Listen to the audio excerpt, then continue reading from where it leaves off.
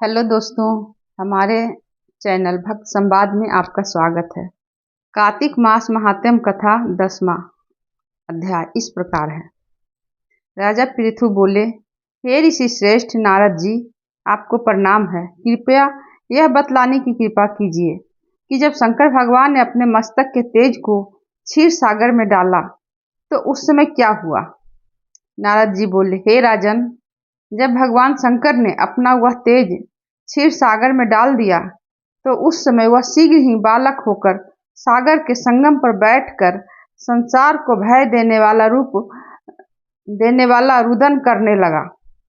उसके रुदन से संपूर्ण जगत व्याकुल हो उठा, लोकपाल भी व्याकुल हो गए, चराचर चलायमान हो गया। शंकर सुवन के रुदन से संपूर्ण ब्रह्मांड व्याकुल हो गया। यह देखकर सभी देवता और ऋषि मुनि व्याकुल होकर ब्रह्मा जी के शरण में गए और उन्हें प्रणाम कर उनकी स्तुति करने लगे।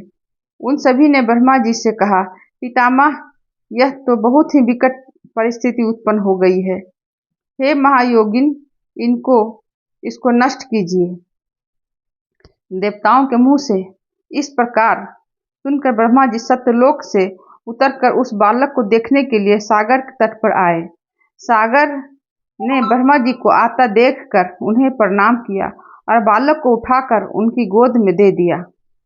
आश्चर्यचकित होते हुए ब्रह्मा जी ने पूछा, हे सागर, यह बालक किसका है? शीघ्रता पूर्वक कहो। सागर विनम्रता पूर्वक बोले, प्रभु, यह तो मुझे ज्ञान नहीं, परंतु मैं इतना अवश्य जानता हूँ कि यह गंगा सागर के संगम पर प्रकट हुआ है। इसलिए हे जगत गुरु, आप इस बालक का जात कर्म आदि संस्कार करके इसका जातक फल बताइए। नारद जी राजा पृथु से बोले, सागर ब्रह्मा जी के गले में हाथ डालकर बार बार उनका आकर्षण कर रहा था। फिर तो उसने ब्रह्मा जी का गला इतनी जोर से पकड़ा कि उससे पीड़ित होकर ब्रह्मा जी की आंखों से अश्रु टपकने लगे।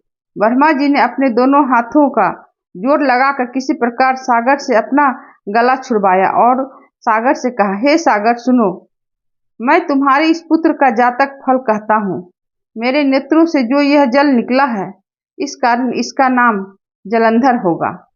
उत्पन्न होते ही यह तरुण अवस्था को प्राप्त हो गया, इसलिए यह सब शास्त्रों का परागामी, महापराक्रमी, महावीर, बलशाली, महायोद्धा और रण में विजय प्राप्त करने वाला होगा। यह बालक सभी दैत्यों का अधिपति होगा। यह किसी से पराजित न होने वाला तथा भगवान विष्णु को भी जीतने वाला होगा। भगवान शंकर को छोड़कर यह सबसे अबाध्य होगा। जहाँ से इसकी उत्पत्ति हुई है, यह वही जाएगा।